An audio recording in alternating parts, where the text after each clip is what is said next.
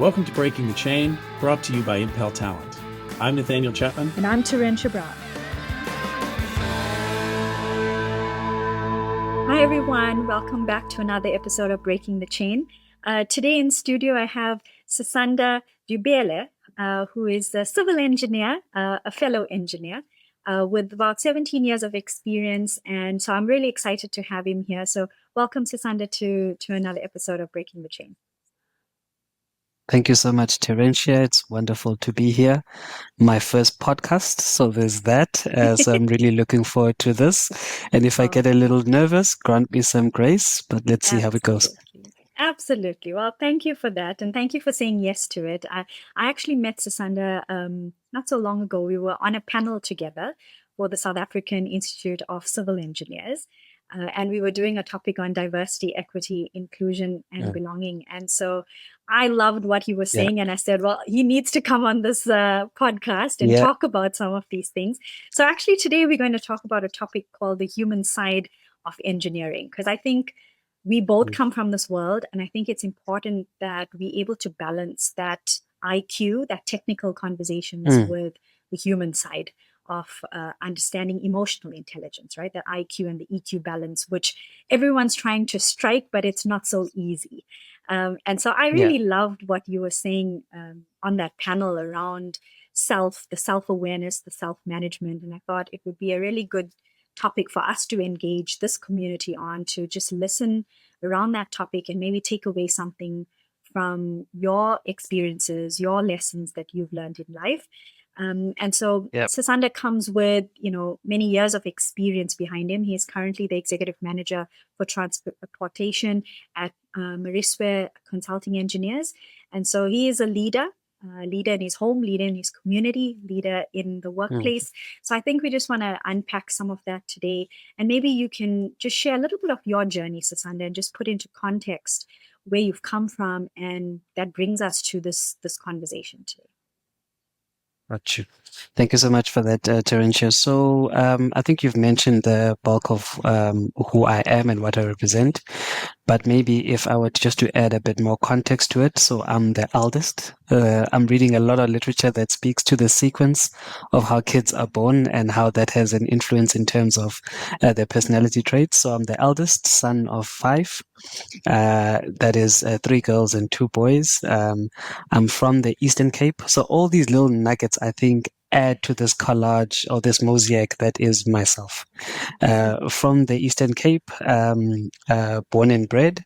I then moved to Pretoria at quite a young age with my dad, who was able to go from the police force then to work at UNISA, and that was my first time in suburbia. So that transition then from the so-called Transkei to suburbia. And then when I was in standard 3, I'm showing my age a bit. I think it's called grade 5 now. I moved back to East London. So East London, Port Elizabeth is my home / Pretoria, a bit of that. And I think that was when I first had to learn how to adapt to changing environments as a child. That's before I was a child, before I was a leader or anything like that. And then I eventually grew through the ranks. And then in matric, I had to make a choice of what do I want to make with my career?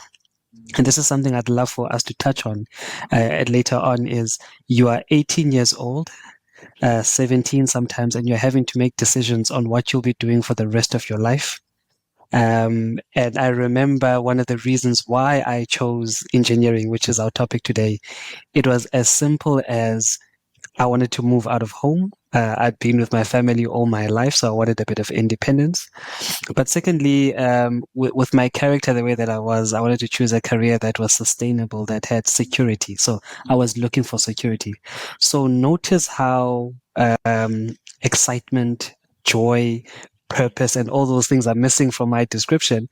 Mine was get a job so that you are able to look after your siblings and you're able to look after the family where you can. One that is sustainable, that you can look after yourself. Then questions of who am I, identity, what do I love? Those came much later on. And I think that also seeps into the message that I have in my leadership and my mentorship journey, is those lessons learned. But nonetheless, civil engineering, I knew one thing. roads have been built for centuries. And I took a gamble and I said roads will probably still need to be built for a couple of decades at least Makes while I'm sense. still alive. So I chose that year. So I then went to study in PE. I then got to work in Johannesburg. I had all these mixes. And what I eventually learned is I wouldn't even call myself a civil engineer. I think I'm a civil servant who Wow. happens to specialize within civil engineering and all of that. And those are things I learned. You become more fluent because of the journey that's been taken there. Um, Good. and some of the things that stood out for me and why I want to call myself a leader is I am the result of people's generosity. I am the product of people's kindness when they didn't have to. When I look at the people who've had a huge impact on my life, it was literally because they liked me, because they saw something in me that I couldn't see for myself. And to have someone believe in you, it does something to sort of push yourself. So 17 years later, being in the leadership, I've sort of said, paid forward. What can I do to be the change that I'd like to see in the world, but also to pay back for all the kindness that I've been given? But I'll unpack all of that detail. But I think those are the salient points for me that stand out to say the person that you've got in front of you had to figure out. I meandered towards the point that I'm in, and I can't wait for us to unpack and chat about That's what so that is. good. That's so good. Mm. I'm sitting here, I've got goosebumps because I loved what you said around the civil servant. And I think, when we were prepping to have this discussion, we were talking about servant leadership, right? And I think having Yes, that mindset of I'm here for a purpose, but I'm also here to serve people in whatever job it is that we 100%. choose, right? And I think when we have that understanding that we're here to actually serve, you live a fulfilled life. You actually True. wake up every morning thinking, who can I go and impact today? So let's Correct. start with, because you spoke about identity and purpose and all of these big topics. But if you Mhm. were to talk to your younger self, right? So you said, I made a decision to leave home, to go and study, to learn independence by doing. But if you, where you are right now, if you could talk to your younger self and to maybe some of the listeners here uh, that are maybe Yeah. early on in their careers, what would you tell them to start with, knowing what you know now? What should they be focusing on and unpacking for themselves from a self awareness perspective? Cool. So let me share a story. I think one thing Yeah, I said to you, which I really love, is I yeah, love storytelling. I me think, too. and I think sometimes storytelling really gets a bad rep, like it's for hippies and people who smoke marijuana. But that's not the case. I think, funny Yeah. enough, infrastructure is a story. It's a Yes. story of customer needs. Yeah. It's the story of the need of a link between markets and where people live. Everything that we do is a story, and it's just that it doesn't get packaged or Yes. advertised as that. So I think Yeah. stories are very important.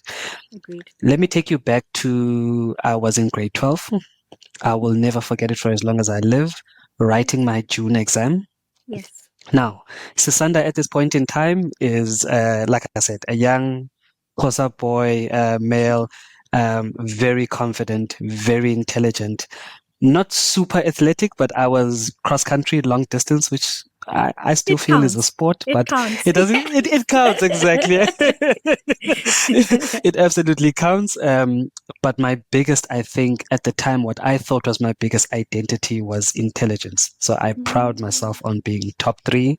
I proud myself on being a debater. I proud myself. I used to play chess as well. So you've got a typical idea of who I was in high school. And then in June, I will never forget it. Maths high grade. It was the first time in my entire life as a student, or at that time as a human being, where I failed a subject. Wow. Before then, I'd never failed. So two things happened in that moment, and that's why I'm linking it back to your question was my identity got put into question. Now, what would people say when they find out Sisanda, who failed? What? Yes. I was embarrassed. I was hurt. Um, I couldn't handle it. I couldn't handle, and it wasn't. I called it failure then, but I think now that I'm older, it was a setback. And I think it started me on this journey of what's my relationship with setbacks? How do I define them? At that time, I wanted to quit. I just couldn't handle the possibility of, am I really as smart as I thought I was? Because those are the questions that started to come in my mind. Of course. And I didn't want to risk. So one of my biggest career, I wouldn't call them regrets, but I think it was making a decision from, that moment influenced where I studied. It influenced what level I would study. So I ended up selecting afterwards to go towards a diploma as opposed to a degree. And I'm not in any way knocking a diploma, but my decision was made on, I was so scared to fail again that I wanted to choose options that I felt were less challenging or more obvious at the end of the day. So that happened. And then when I wanted to quit, my teacher then said, look, give it one more chance. We make it intentionally difficult so that we're able to prepare you for the final phase. I then gave it a try, and lo and behold, I was number one in my matric, and I did very well. And those are some of the lessons that I learned, that at that point in time, I was challenged to say, how do I deal with adversity? And I realized that I didn't have the tools because I'd been a performer. I'm seeing the same patterns if we jump ahead within the timescale when you see high performers within the workplace who then deal with life. And the stakes are higher when we get to adults. Some of them are dealing with their parents' mortality. Some of them are dealing with health diagnosis. Some of them are dealing with mental health diagnosis. And for people who've been used to performing, it then becomes a new playground, a new identity of, number one, how do I deal with this? Number two, do I tell my boss? Do I tell my working environment because it's got an impact? So I'm seeing those parallels. So in summary, if I jump back, is I then had to learn that my identity is consistently being evolved and developing. Setbacks actually aren't the enemy I thought they were. If anything, setbacks are a concrete example of how not to do something. So that's how I become better, is that I've got a trove of ways of not doing it, and that's how I increase my efficacy and my ability to be on target consistently, is because I've tried. I'm able to position setbacks properly, and even more importantly, my identity does not necessarily come from work. It shines at work. My identity comes from my purpose, which is, it's a personal project. It's not a group assignment, and then it radiates sort of outwards. So those are the things that you're seeing. I just want to give you those two parallels between where we are at the end and then where it started, because that was a painful experience. Becoming is so painful. And I think that's why you need as much support as you can. And I think that's where, as leaders, we come in, depending on where you meet the person on their journey. Yeah. Absolutely. I love that. I think, you've spoken about identity, it's starting there. And one of the things we deal with on our leadership program, our first module is called Who Am I? So it's really funny that you said that you're asking the question, who am I? And it's not a question we are asking ourselves. I think this is where it starts. If we want to lead somebody else, we need to first understand ourselves and lead ourselves well, because then it becomes so much easier to lead somebody else, right? Because you understand who you are, what your purpose is, what's triggering you, what your values are, how do you make decisions. But these are questions you need to intentionally ask yourself. And it sounds like you were taking those setbacks and then doing a lessons learned almost on that first, like understanding, what did I learn from this that I will not repeat the next time, right? And thinking about what helped me, who was there to help me, who did I ask for help from to get where I am today? Because like you said, this wasn't a lone journey. And I think if anything somebody takes away from this session today, because I have a very similar story, it was not a lone journey to get where I am today, because people look at you today, the executive manager, but it didn't start there. It started somewhere else. So you being in this leadership position right now, what are some of the things you mentor your team on, or the people around you on, to get them to first understand themselves? Because without that, it's really hard to understand the people around you. So how does that mentorship from your lessons learned translate into the way you lead today? Got you. And there are two topics that I'm immediately, you know, that whole concept of as you're working on your laptop and you've got two windows open Yes. and you're trying to focus on one. Yeah. But let me first start Yeah. directly answering your question. Sure. So another thing I've absolutely loved to define for myself is my leadership style is personal. It comes from within outward at the end of the day. So my style, and I also appreciate that my style might not be for everybody, but that does not take away from what I've got to offer. Neither does it take away from the person receiving. It just means sometimes you're not compatible, and that's okay. And I think so. It starts firstly with I always search for compatibility so that I could have the highest impact. So even before I mentor, before I give input, I I have a hierarchy, if you may put it that, or I have boxes, let me rather say. Yes. So when I Yes. meet my team, I immediately then put them into boxes in terms of what is our level of compatibility. For some Yes. people who I don't directly report to and I'm not directly influencing their output, the default option is my door is always open. So I have that ad hoc acquaintance. I'm always there on any topic you can, and we'll focus on the topic. Then I have those staff members who I work with on a common deliverable, but I'm their line manager's line manager. So I am also very cognizant of that. I do not want to overstep or to in any way nullify or to take away from that relationship. So I give input where I'm required. So that tends to be more coaching. So if somebody does come to me and ask and say, look, I am getting input and leadership from my direct manager, but I would like to use you as a second reference, right?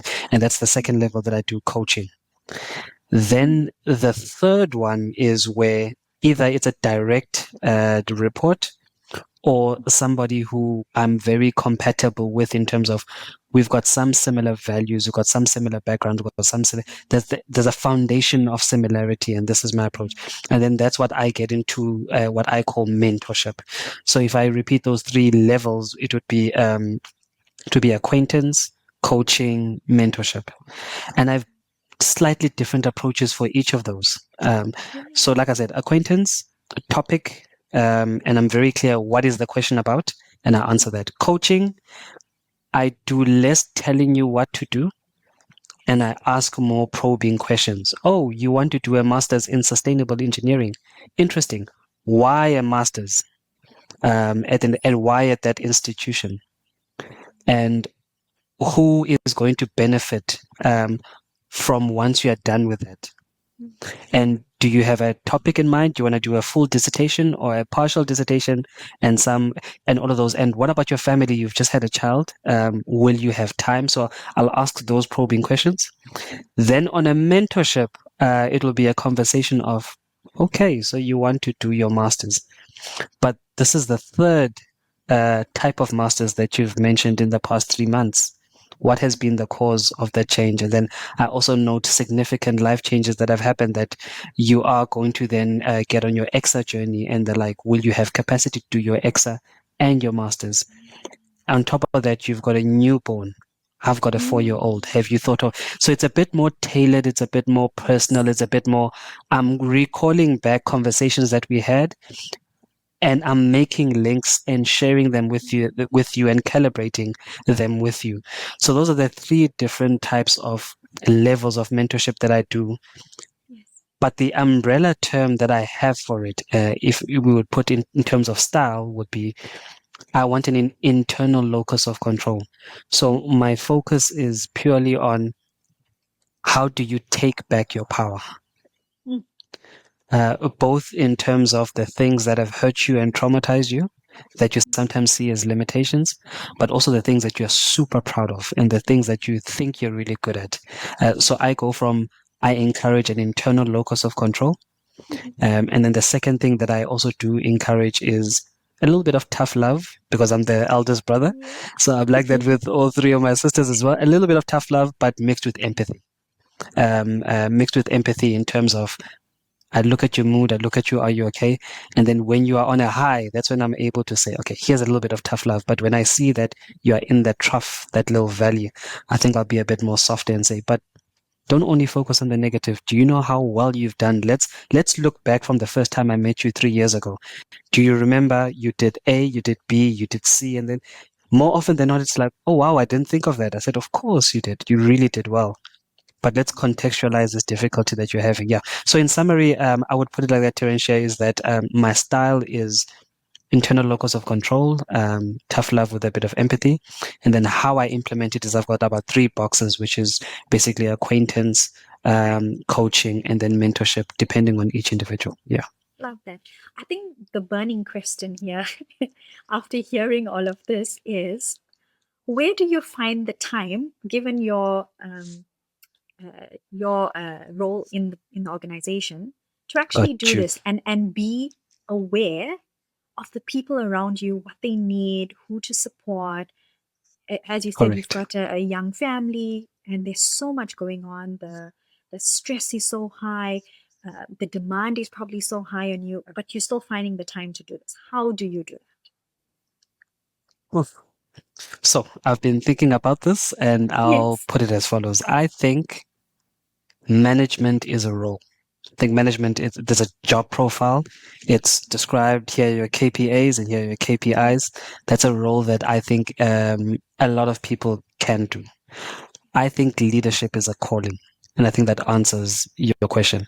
A Yes. calling is much deeper, is because let's be honest. Yeah. Leadership, mentoring is exhausting. Yes.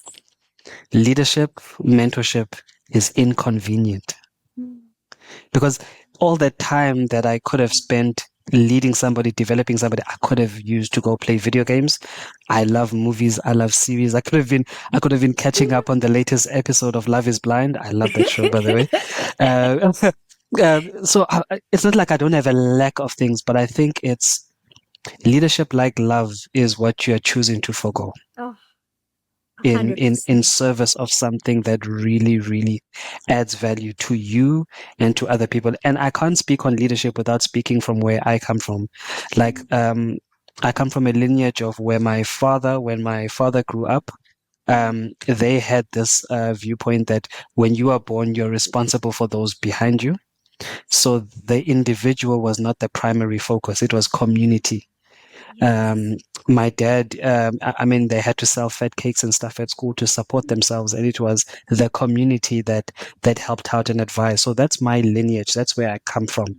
Um, so it speaks to my background, but it also speaks to my calling in the sense of I love this, and I really have the spiritual belief that I heal by healing others. Mm. And that is a mantra that my dad had, that my great great grandfather had, because they were traditional healers, they were sangomas. And that is Mm. something that is so core, is that you are part of a community and you've got duty that you choose to take upon. And so I am the embodiment of those values. So that's where it comes from. It's a long-winded answer, a super No, long-winded answer, but perfect. it's a calling. Yeah, it's a Yeah. calling.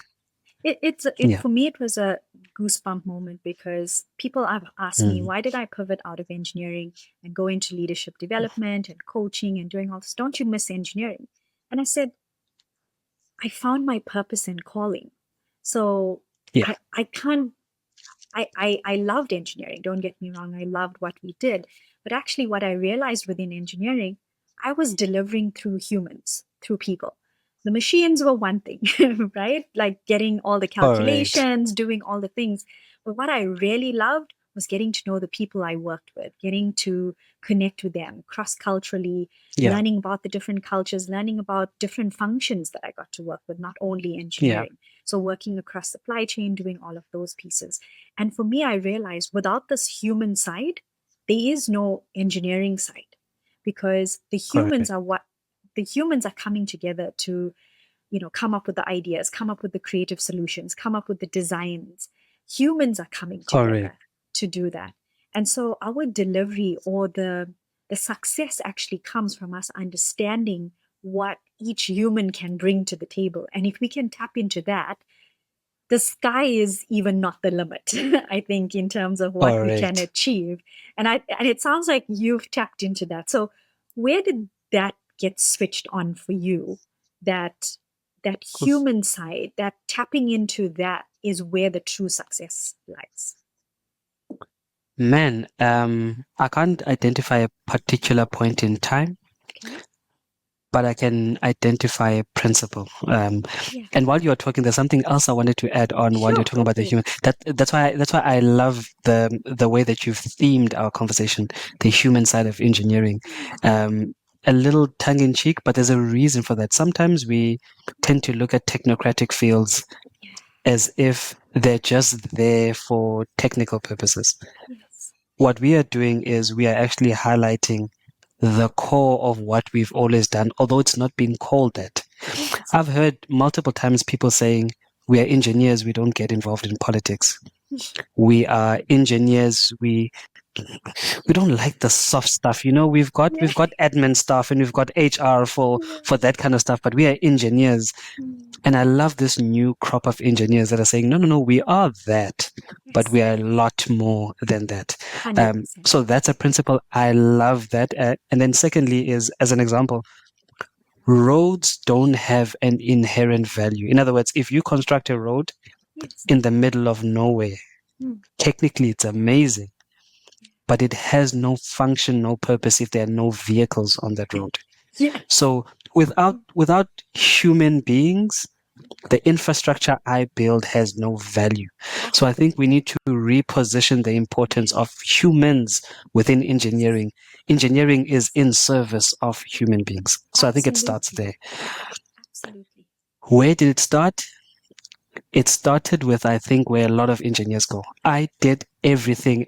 And I want you to notice a theme of in the stories that I tell you I started with intelligence being at the forefront. I started with knowledge. I did everything according to the book. I started first year, completed in record time, found work right after I started working, was able to get exposure to traffic engineering, wastewater, and then I eventually found transportation. I was like, this is my field. This is what I enjoy. Started with site, being on site, being a contractor. And then as I figured it out and then I found consulting, then I discovered, there's professional registration. Went and did my professional registration. If you notice the pattern, I'm really doing well in terms of tick box exercises of what you're supposed to do. 2012, maybe 2013, somewhere there.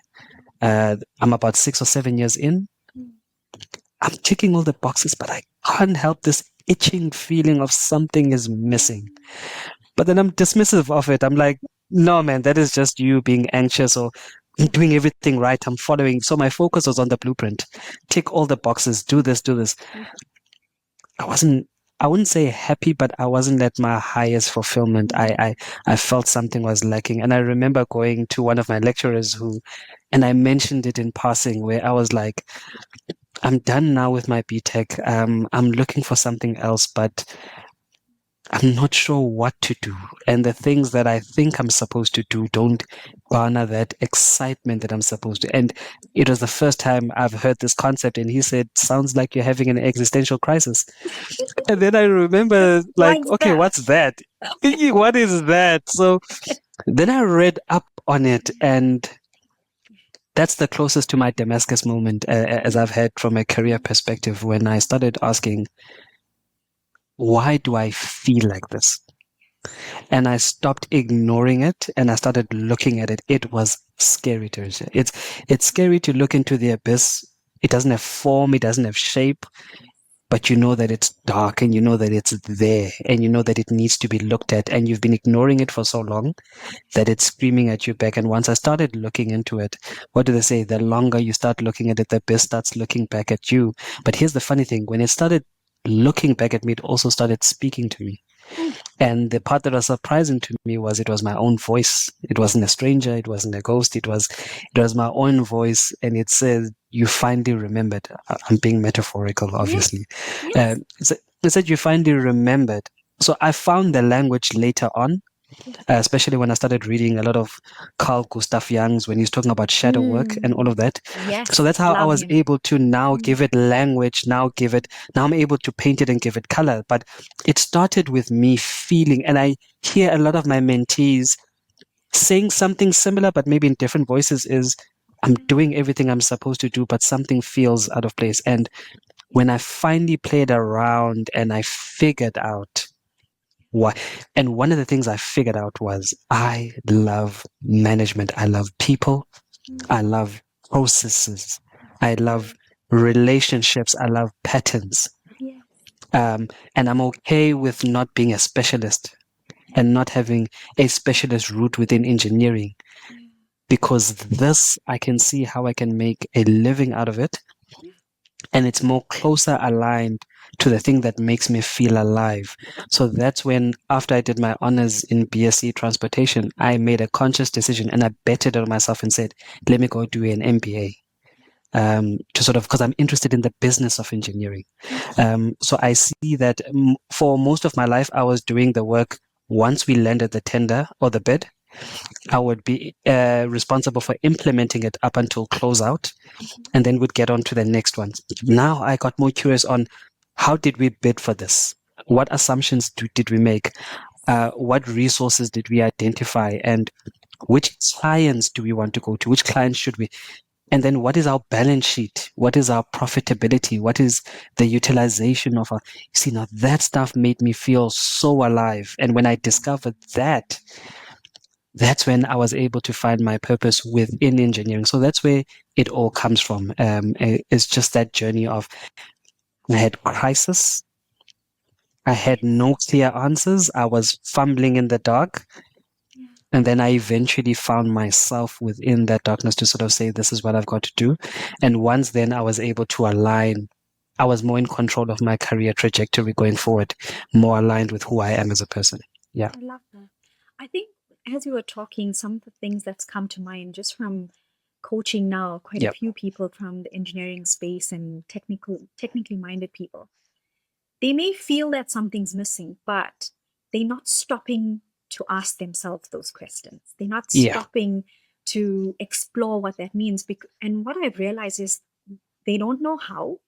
They don't have someone who's mentoring or coaching and who's helping them unpack what those questions are.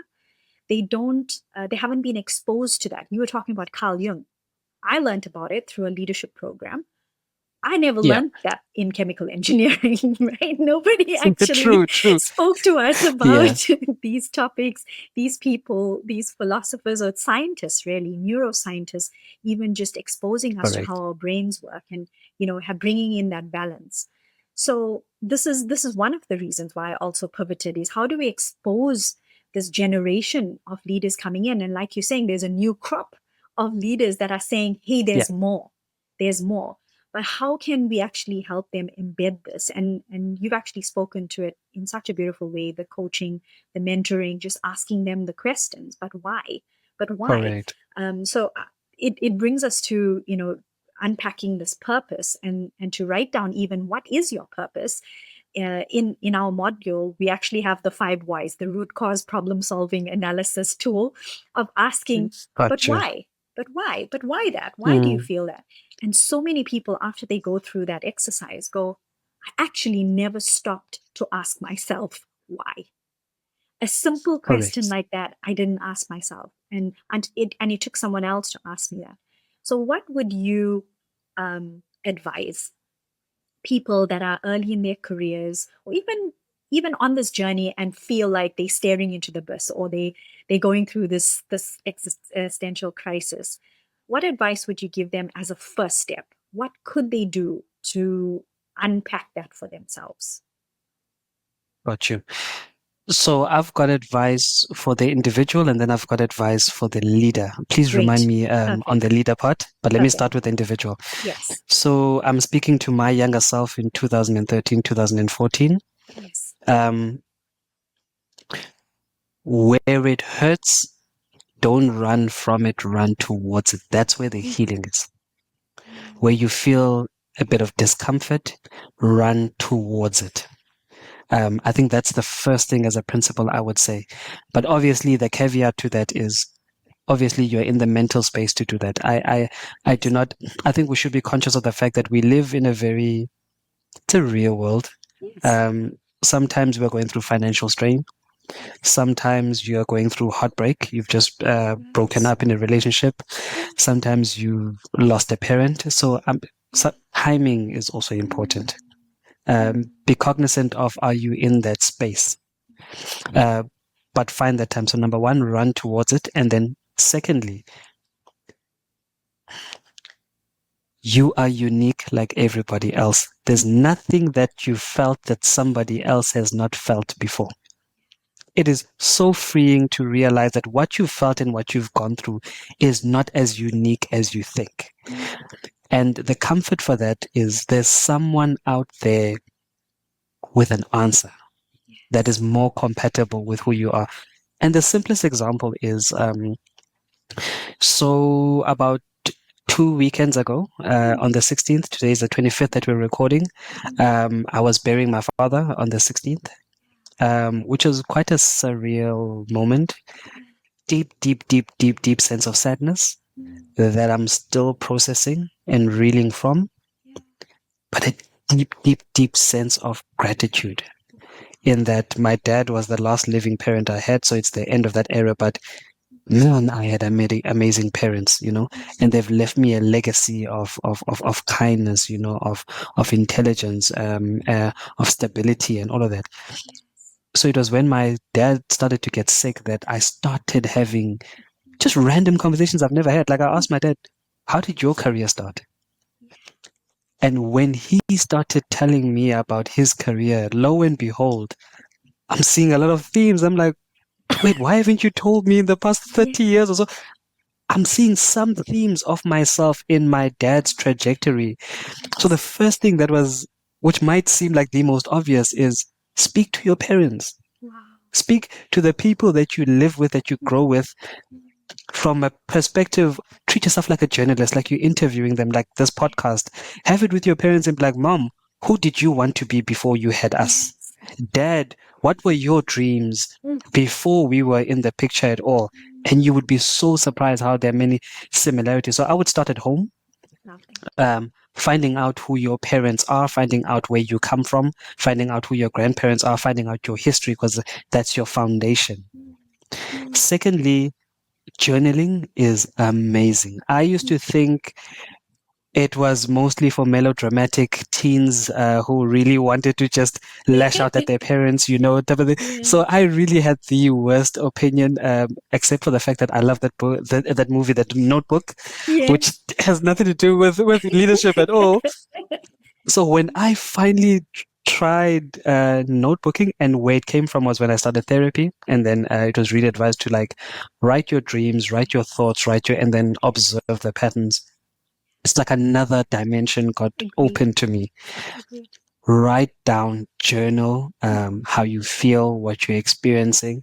And sometimes it could be as simple as today was a good day. Today was a good day. I got in a podcast.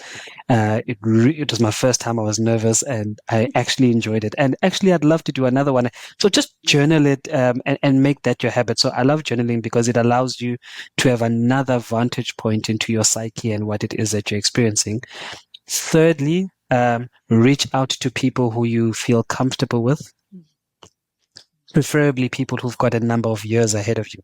So I've got 2 mentors who I consciously selected. One is somebody who followed the path I wanted to go into. He has literally done what I would like. So when we speak, we're just so fortunate that he's not talking theory. He is talking, I went through this. What you are talking about, I went through it at a later stage. I'm so proud that you're going through it as you're younger. Family, his values, I find so much. And then my other mentor is, I specifically chose a woman because I wanted that 2 different perspectives, and with her we had another level of connection, that is parenthood, leadership, and she'd also done what I would like to do. So I was fortunate that I'd figured out this conscious way of selecting mentors, and we've been mentoring together for close to 10 years now, that they've watched my journey from where I came from to where I am. Yeah. So those things that I'm speaking about were absolute amazing catalyst. And that's my advice to you, is choose one or all of those 3 on your journey, and as you walk, the path will show itself. I think we should not try to think too much about what is the solution. I think what's important is just get started. I am Just get 100% started. with you. That's why I say, what's the first Yeah. step? Just get off the start line. Try Just something. get started. Just get started. Yes. Amazing. Love those three. And then you said you have advice for the leader. Oh yes, for the leaders. I was listening to you as you're talking about purpose and the why is where I came from with those three boxes or hierarchies. Maybe I prefer boxes because hierarchy almost implies one is more important than the other, which is not true. It doesn't. It came from a little bit of hurt. I remember the first mentee that when you meet somebody and you're like, yeah, Terentia is amazing. I can see all the potential. Yeah. And with the benefit of hindsight, I overwhelmed them with my excitement. Simply because I was sharing my chapter 24 while they were on their chapter 5. Yes. And there's certain experiences that made me the person that I am and receptive to it. And some people aren't at that point, or some people that's not their path. And it's not for me to sort of say, you have not matured. I mean, who am I to say? We've just got different paths. So that's when I realized, man, why is this not? Why am I feeling like a burden? Now, every time I call them, you can hear the anxiety of, oh, snap, I said to Sisanda, I'm going to do this. Now he's going to call, he's going to ask. And I said, oh, let's calm down. What's happening? I was like, I don't want to disappoint you. And I think that's when I realized that I wanted to change my approach. I was like, you could never disappoint me. That's not the intention. And then we had a conversation. And then what I learned from that was meet people where they are. And then let them show you where they'd like to go.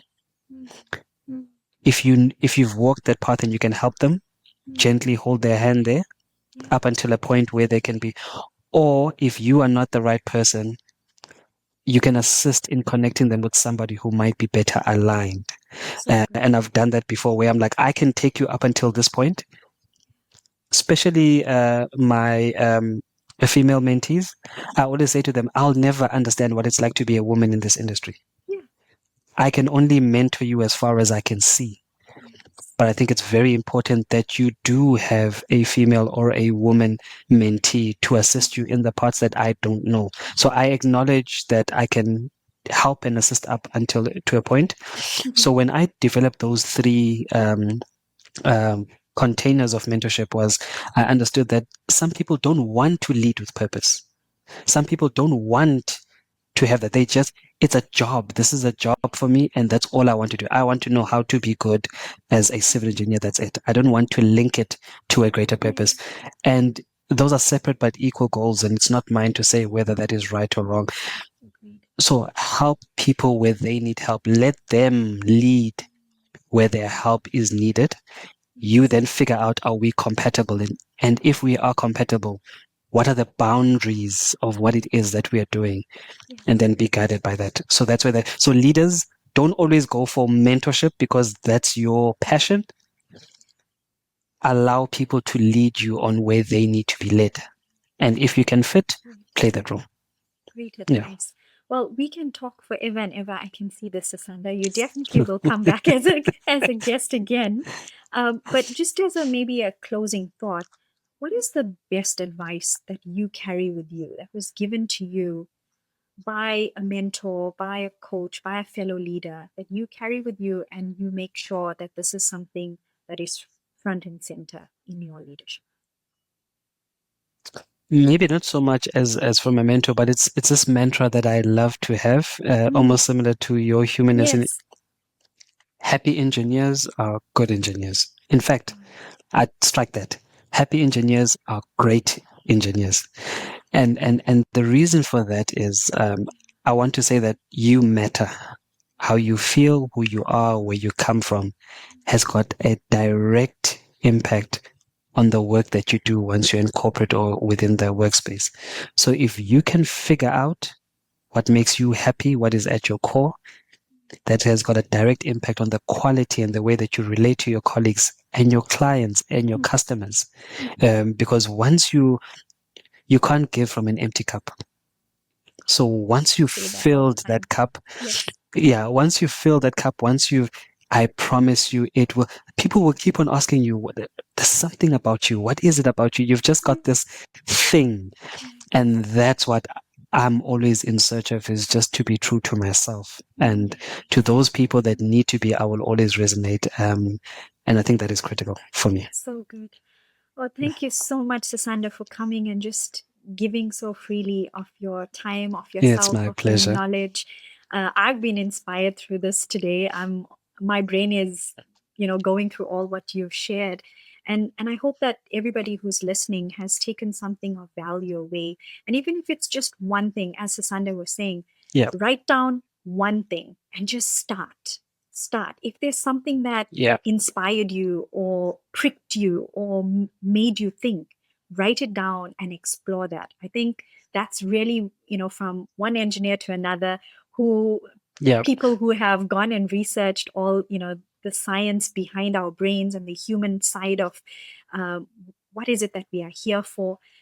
We really want to encourage you to ask those questions. These questions are not being asked on a day-to-day basis, and you may not be asking yourself on a day-to-day basis these questions, but the encouragement is to start, right? And to ask yourself, why? Why am I doing what I'm doing? Who is it that I want to impact?